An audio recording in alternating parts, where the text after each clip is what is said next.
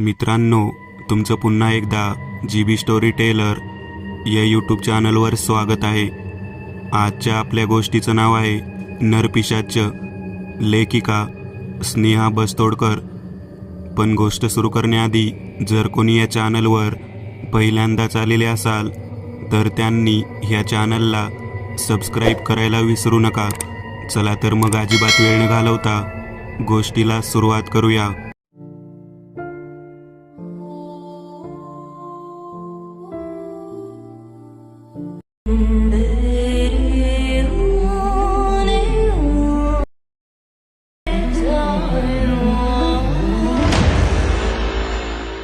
चल पटकन, भराभर पाय चालव, जास्त वेळ नाही आहे आपल्याकडे, असं म्हणत विकी लायब्ररीकडे जाण्याच्या पायऱ्यावरून पळत पळत वर जाऊ लागला.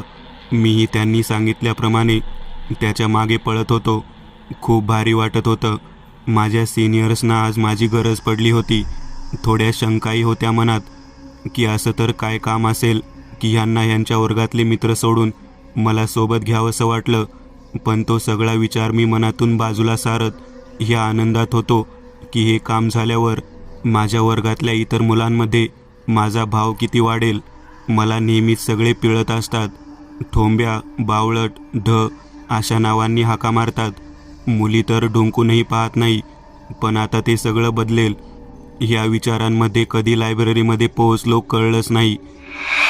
मी आपला गुपचूप विकीच्या मागे मागे चालत होतो. शेवटी एक अख्ख्या मजल्याभर लांब लायब्ररीच्या एका कोपऱ्यात जाऊन पोहोचलो. तिथे ते दोघे बसले होते, रॉकी आणि जस्टिन. संपूर्ण कॉलेजमध्ये ते दोघे कोणालाच नाही आवडायचे. सगळ्यांचे रॅगिंगही हेच घेताना दिसायचे.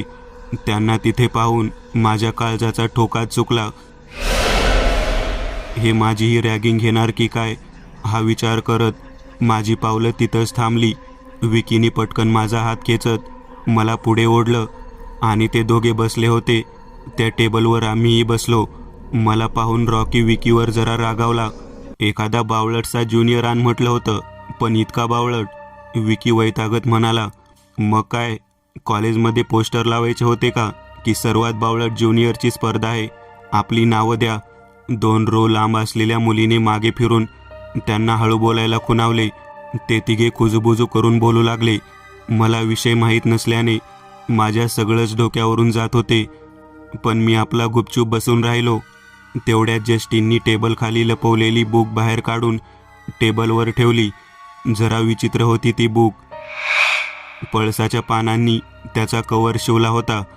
तेही अतिशय पुरातन असं वाटत होतं. धुळीने माखलेले. त्यातली पानंही अगदी जीर्ण झाली होती. त्यांनी अलगद 10-12 पानं उलटून शेवटी ते पान उघडलं.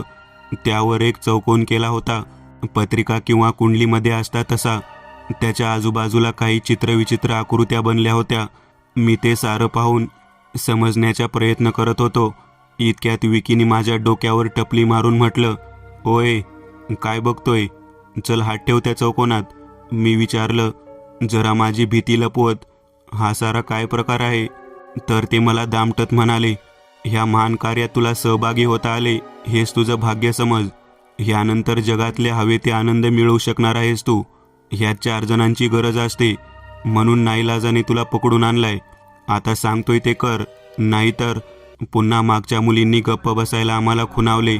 मी सांगितल्याप्रमाणे करू लागलो. त्या तिघांनीही आपली बोटं ठेवली. मग ते मला म्हणे, तुझं नाव बोल. मी म्हणालो, सागर. मग त्यांनीही आपली नावं म्हटली, जी मी पहिल्यांदाच ऐकली.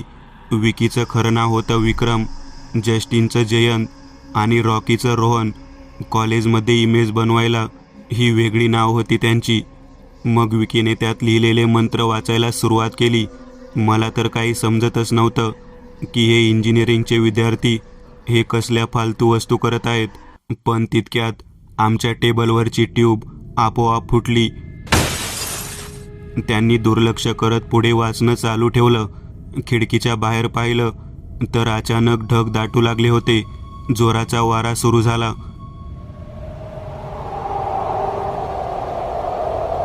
माझी हळूहळू टरकली होती.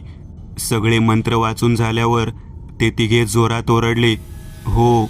मी घाबरून आजूबाजूला पाहू लागलो की आता लायब्ररीन येऊन आम्हाला ओरडेल, पण ती जागेवरून हललीच नाही. थोड्या वेळाने माझ्या लक्षात आलं, तिथे कोणीही हलत नव्हतं.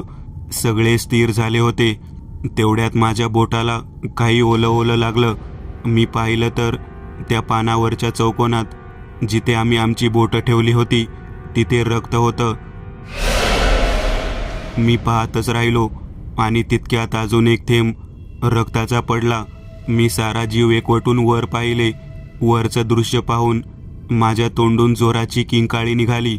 तिथे छतावरून एक भयानक लाल आकृती उलटी लटकून आम्हाला पाहत होती.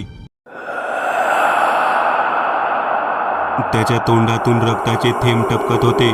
मी कसलाही विचार न करता तिथून धावत सुटलो. पळत पळत घरी येताना मनात एकच विचार होता, आता पुढे काय होईल? हा काय मूर्खपणा करून बसला सागर.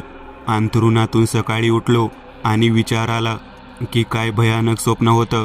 आरशात स्वतःला पाहिलं आणि जरा हायसं झालं. चला, सगळं नीट आहे, स्वप्नच होतं. मी नेहमीप्रमाणे सगळं आटपून कॉलेजला जायला निघालो. तेवढ्यात आईने मला थांबवलं. काय रे, काल काय झालं होतं रात्री? पळत पळत आलास, सोफ्यावर बॅग टाकलीस आणि रूमचं दार बंद केला, ते आता उघडतो आहेस. माझं हृदय आईचे शब्द ऐकून जोरजोरात धडधडू लागलं होतं. म्हणजे ते सारं स्वप्न नव्हतं, आईचं बोलणं सुरूच होतं. ते ऐकून मला अजून घाम फुटू लागला. तुझ्या मित्रांची किती बाई कॉल आली रात्री. कोण तर म्हणे रॉकी, कोण म्हणे विकी. हे कुठले मित्र? आई, मी तुला नंतर समजावतो. घरी येऊन आता जाऊ दे, लेट होतंय. मी कसा बसा पळालो. मलाही त्या तिघांना पुन्हा भेटून जाब विचारायचा होता. हे सगळं काय करवलं माझ्याकडून? माझ्या धुंदीत आणि विचारांमध्ये चालता चालता 3 वेळा माझा ॲक्सिडेंट होता राहिला. मनात विचार केला, चला अजून तरी नशीब साथ देत आहे. कॉलेजला पोहोचलो तर रॉकी आणि विकी समोरच उभे होते. मी पळत पळत गेलो तर त्यांच्या चेहऱ्यावरचा रंगच उडालेला होता. मी काही विचारीन त्याआधीच त्यांनी माझी कॉलर धरली. जस्टिन कुठे आहे? मला नाही माहीत. मी तर लगेच पळून गेलो होतो. पळून कधी गेलास? आम्हाला नाही कळलं. ती भयानक आकृती छतावर पाहिली तेव्हाच पळालो होतो. ते दोघं अजूनच विचारात पडले. काय होतं ते? हे काय चेटू करत होता तुम्ही लोक आणि माझ्याकडूनही करवला? अरे, तुझं तोंड बंद कर. चेटूक म्हणे, जे केलंय ना त्याचा फायदाही मिळणार आहे तुला. कुठलं दुःख तुझ्या केसालाही धक्का लावू शकणार नाही. जी इच्छा करशील ते मिळेल. बस गुडलकच गुडलक. मनात एकदा विचार आला. कॉलेजला येताना 3 वेळा थोड्यासाठी वाचलेल्या ॲक्सिडेंटचा हे दोघं खरं बोलतायत. पण चांगलं मिळवण्यासाठी ती भयानक रक्तबंबाळ आकृती आपल्या आसपास राहणार. नको असे गुडलक.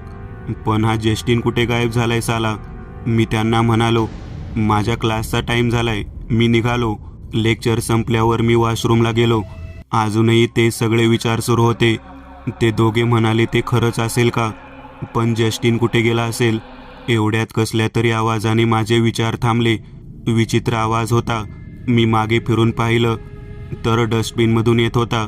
मी पुढे जाऊन पाहणार तेवढ्यात ते हालू लागलं. मी जागीच थांबलो. एखादी मांजर वगैरे घुसली असेल तर अंगावर यायची, पण ते काही जास्तच हालू लागलं. मला काही समजेल इतक्यातच ते आडवं झालं आणि त्यातल्या वस्तू बाहेर पडल्या. जे डोळ्यासमोर दिसलं ते पाहून मी मोठ्याने किंचाळलो. जस्टिनचं डोकं, हात, पाय आणि धड सगळ्यांचे तुकडे जमिनीवर विखुरले होते आणि झटपटत होते.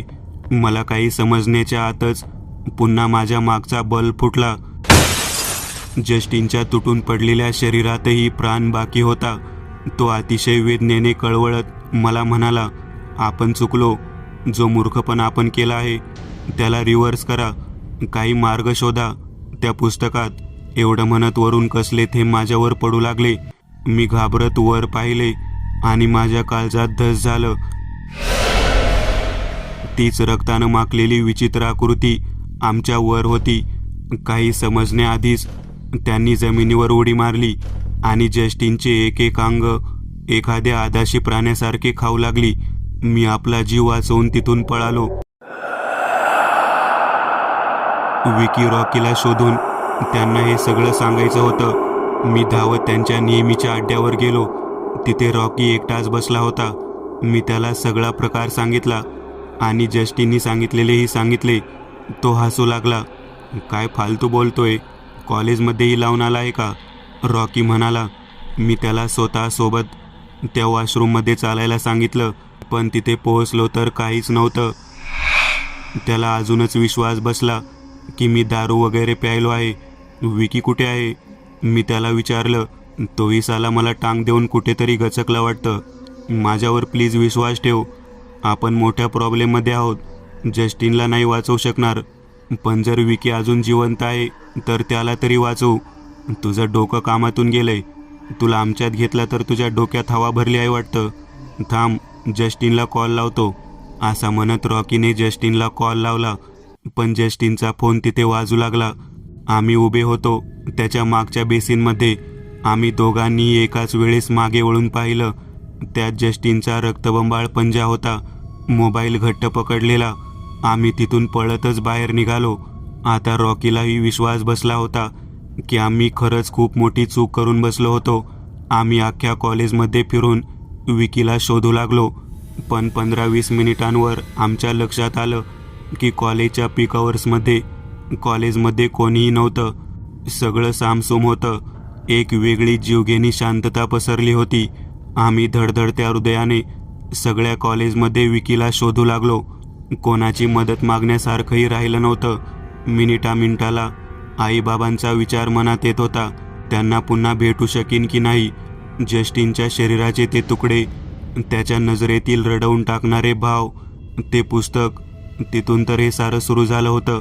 त्यात हे थांबवायचा उपायही असेल. तुम्हाला ते पुस्तक कुठून मिळालं होतं? विकी घेऊन आला होता. त्याला ते लायब्ररीमधून मिळालं होतं. कोण्या सिनियरकडून कळलं होतं असं म्हणाला होता. आम्हीच लालसे पोटे आंधळे झालो होतो की हा मूर्खपणा केला आणि मृत्यू ओढून घेतला. ते पुस्तक आता कुठे आहे? जस्टिन म्हणाला होता त्याप्रमाणे त्यात काही उपायही असेल. मी म्हणालो. विकीच घेऊन गेला होता ते. त्याने लायब्ररीमध्येच ते पुन्हा लपवलं होतं, पण त्यांनी जागा सांगितली होती तिथे पाहू शकतो. पण अर्थ काय? मला त्यात लिहिलेलं वाचता नाही येत. पाहू, काही मार्ग निघेल. आधी पुस्तक मिळवू. एवढं म्हणून आम्ही लायब्ररीला जाऊ लागलो. एव्हाना रात्र होऊ लागली होती. ती निर्मनुष्य बिल्डिंग असंही भयान वाटत होती. त्यात रात्रीच्या अंधारात त्या भिंती आम्हाला खायला उठत असतील असे वाटत होते. पण जीव वाचवण्यासाठी आम्हाला आमच्या भीतीवर मात करण्यापलीकडे काही पर्याय नव्हता.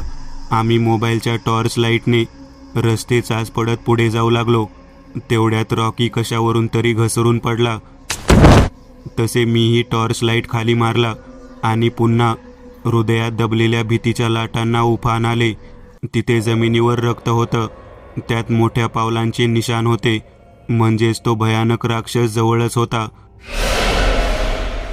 कदाचित आम्हाला शोधत होता.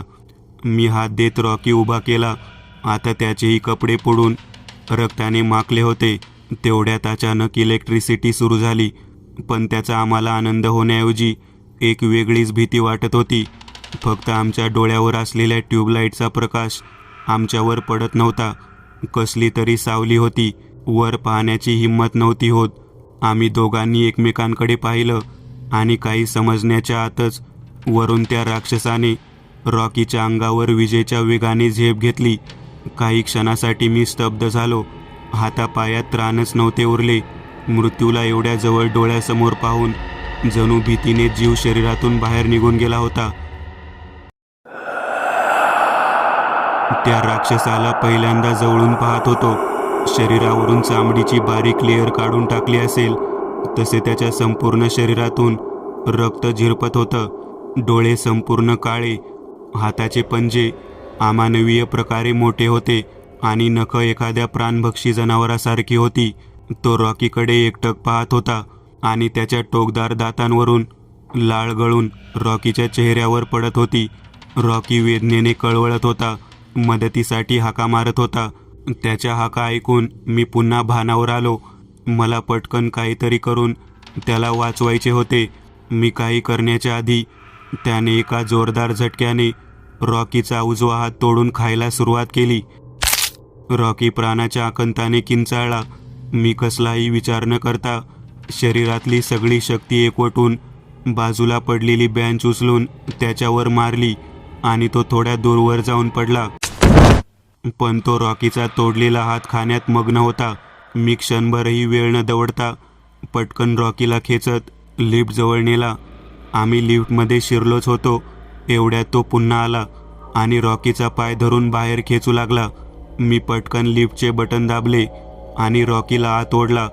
पण त्या राक्षसांनी एवढ्या ताकदीने त्याचा पाय ओढला की लिफ्टचं दार बंद होण्याच्या आधीच त्याचा पाय मुळातून उपटून बाहेर पडला. त्या वेदनेने रॉकी लिफ्टच्या आतच बेशुद्ध पडला. मलाही काही समजण्याच्या पलीकडे सगळा प्रकार चालला होता. कसेबसे उरलेल्या आयुष्याचे क्षण मोजत आम्ही लायब्ररीच्या फ्लोअरवर पोहोचलो. मी रॉकीला खेचून बाहेर काढलं आणि तिथे ठेवलेल्या वॉटर कूलरमधले पाणी घेऊन त्याच्या तोंडावर शिंपडले. त्याला शुद्ध आली, पण तो वेदनेने कळवळत आणि रडत होता. मलाही त्याची अवस्था पाहवत नव्हती, पण ते पुस्तक शोधण्यापलीकडे काही पर्यायही नव्हता. तू प्लीज मला इथे सोडून जाऊ नकोस, रॉकी कणत म्हणाला. मीही त्याला त्या अवस्थेत सोडणार नव्हतो. मी त्याचा डावा हात आपल्या उजव्या खांद्यावर ठेवला आणि त्याला नेला.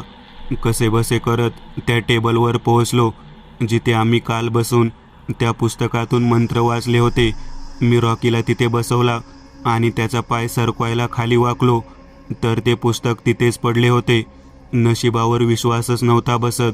मी पटकन पण काळजीपूर्वक ते पुस्तक उचलून वर ठेवलं आणि त्याची पानं हळूहळू पालटू लागलो. त्या मंत्रांशिवाय काही चित्र आणि आकृत्याही काढलेल्या होत्या.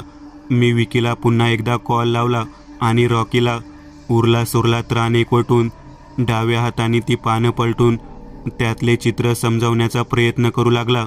तिथली जीवघेणी शांतता विकीच्या फोनच्या रिंगनी भंग झाली.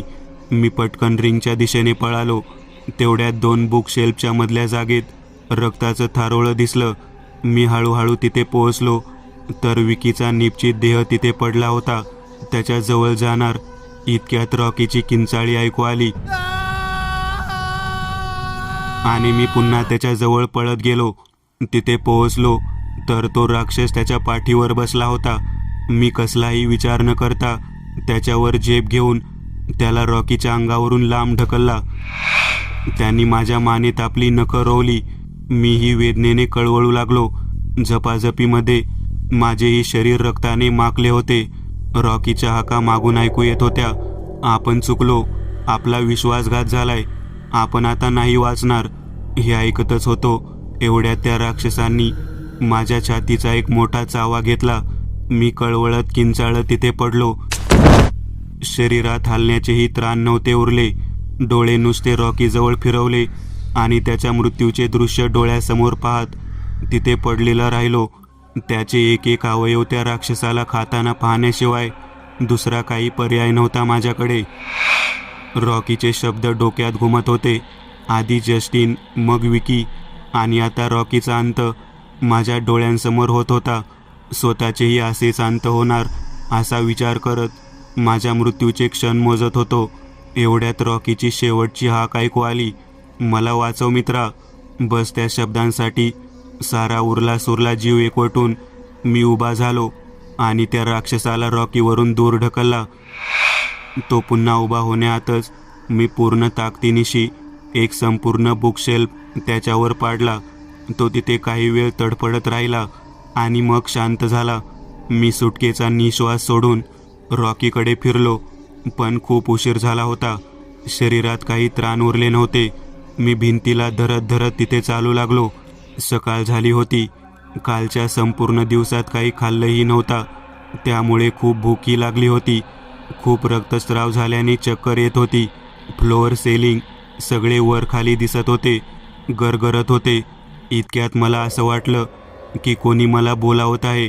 मी कसाबसा भिंतीला पकडत पकडत आवाजाच्या दिशेने सरकू लागलो. खूप भूक लागली होती, खूप चक्कर येत होती. काही समजत नव्हते, पण बस तो आवाज होता त्याच्या दिशेने मी जात होतो. पण आजूबाजूचे वातावरण पुन्हा त्या दिवसासारखे होऊ लागले होते. वारा वादळ वाहत होते. पुन्हा तो राक्षस येतो की काय या भीतीने माझी पावलं अजूनच जड होऊ लागली. कसाबसा सरकत त्या आवाजापर्यंत पोहोचलो. किती काळ उलटला होता तेही समजत नव्हतं, पण जे डोळ्यासमोर होतं ते समजण्यापलीकडचं होतं. मी पाहिलं तर मी पुन्हा लायब्ररीमध्येच होतो, पण जमिनीवर नाही, छतावर.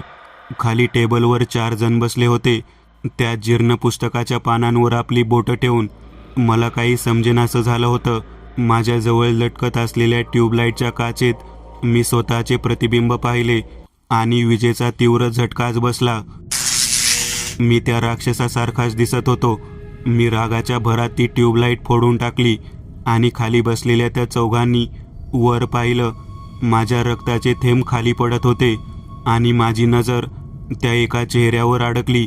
विकी आणि रॉकीचे शब्द पुन्हा डोक्यात घुमू लागले. आपल्यासोबत विश्वासघात झाला आहे. म्हणजे काल लायब्ररीमध्ये रक्ताच्या थारोळ्यात विकीचा मृतदेह नव्हता, तो तिथे मृत असण्याचे नाटक करत होता. रॉकीला बहुतेक ती चित्र पाहून सगळा अर्थ आधीच लागला होता. विकीच्या कारस्थानाचा. तो सगळ्यांना लालसेत फसवून स्वतःचे काळे हेतू साधत होता. मी समजलो होतो की मी ह्या जिवंत वाचलो होतो, पण खरा बळी तर माझाच गेला होता. पण मी हातबल होऊन इतरांसारखे त्या नराधमाच्या तालावर नाचणार नाही. आता शेवटची बळी जाणार माझ्या हातून, ती त्यांचीच. खेळ संपला. कलामास निमिंत्रिका, एक काळविद्येचे अतिशय पुरातन असे पुस्तक. कित्येक पिढ्यांपासून विक्रमच्या कुटुंबात जपलं जायचं. जशी देवांची पूजा होते त्याचप्रमाणे त्या पुस्तकाचीही पूजा केली जायची. कधी ते पुस्तक कोणी वापरले नाही, पण पुस्तकाला हानी झाली तर आपल्यावर काळ ओढवून येईल या भीतीने त्या पुस्तकाला खूप सांभाळून ठेवायचे. विक्रमला नेहमीच त्या पुस्तकाबद्दल कुतूहल वाटायचे. घरात कोणाचे लक्ष नाही ते बघून त्या पुस्तकात काय आहे हे खूपदा तो वाचत बसत. कधीकधी त्याच्या आजोबाजवळून त्या पुस्तकाची लिपी समजण्याचे त्याने शिकूनही घेतले होते. पण ती काळी विद्या प्रत्यक्षात वापरण्याच्या योग्य क्षणाची तो वाट पाहत होता. कित्येक वर्ष अशीच निघून गेली. विक्रम मोठा झाला. कॉलेजमध्ये शिक्षण घेत असताना त्याचे 2 मित्र बनले, जस्टिन आणि रोहन. पण अजूनही एक जणाची कमी होती. अजून 3 वर्षे योग्य वेळेची वाट पाहता पाहता निघून गेली. मग एका दिवशी विक्रमची भेट सागरशी झाली. त्याच्यापेक्षा 2 वर्ष लहान एक साधा सारस मुलगा, जो त्याच्याच कॉलेजमध्ये शिकत होता. त्यांनी त्याच्याशी थोडी मैत्री वाढवली. सोबतच आपल्या 2 मित्रांना त्या पुस्तकाबद्दल सांगितले, पण पूर्ण सत्य नाही. उचित वेळ निवडून 3 जणांना सोबत घेऊन शेवटी त्यांनी त्याचा काळा हेतू साधला. त्यातले मंत्र वाचून एका नरपिशाचाला आव्हान दिले. त्या तिघांची बळी चढवून असंख्य ताकद आणि जगातले हवे ते सारे सुख मिळवण्यासाठी त्या नरपिशाचाने एक एक करून आधी जस्टिन आणि मग रोहन यांचा करूनपणे जीव घेतला. मृत्यूआधी रोहनने पुस्तकातले काही चित्र पाहून आपल्यासोबत खरं काय घडलं आणि आपला विश्वासघात झालाय ह्याचा अर्थ योग्य लावून घेतला होता. तो नरपिशाच्या सागरचा जीव घेण्यात यशस्वी नाही होऊ शकला. बदल्यास सागरनेच त्या नराधमाला संपवला. पण ह्या त्या पिशाच्याचे श्राप स्वतःवर ओढून घेतले. हळूहळू तो स्वतः नरपिशाच्यामध्ये परावर्तित झाला. पण वाईट कृत्यातून मिळालेल्या यशाचे व्यसन एकदा लागले की सुटत नाही. विक्रमने अजून काही नव्या लोकांना त्याच्या जाळ्यात अडकवले, ही काळी विद्या पुन्हा त्यांच्यावर वापरण्यासाठी. पण सागर नरपिशाचे बनला असला तरीही त्याचे मन साफ आणि निरागस होते. विक्रमचे काळे कृत्य कळल्याने त्यांनी हे सारे विक्रमच्या मृत्यूनी संपवायचा निश्चय केला आणि त्यानंतर ते पुस्तक आणि स्वतःलाही संपून त्यांनी या काळचक्राला पूर्णविराम दिला. मित्रांनो, आज पुरतं एवढंच. तुम्हाला जर काही गोष्ट आवडली असेल तर नक्की लाईक करा. तुमच्यापैकी बरेचसे जण व्हिडिओ लाईक न करताच पळून जातात. पण हा जर व्हिडिओ तुम्ही लाईक केला तर मला जरा बरं वाटेल आणि असेच भारी भारी व्हिडिओ बनवायची माझ्यात एनर्जी येईल. त्यामुळे नक्की लाईक करा. आणि अजूनही कोणी या चॅनलला सबस्क्राईब केलेलं नसाल तर लगेच सबस्क्राईब करून टाका. आणि बाजूची घंटी ती मात्र दाबायला विसरू नका. देवाची घंटी आहे ती. चला तर मग पुन्हा भेटूया. अशीच एक आगळी वेगळी गोष्ट घेऊन पुढच्या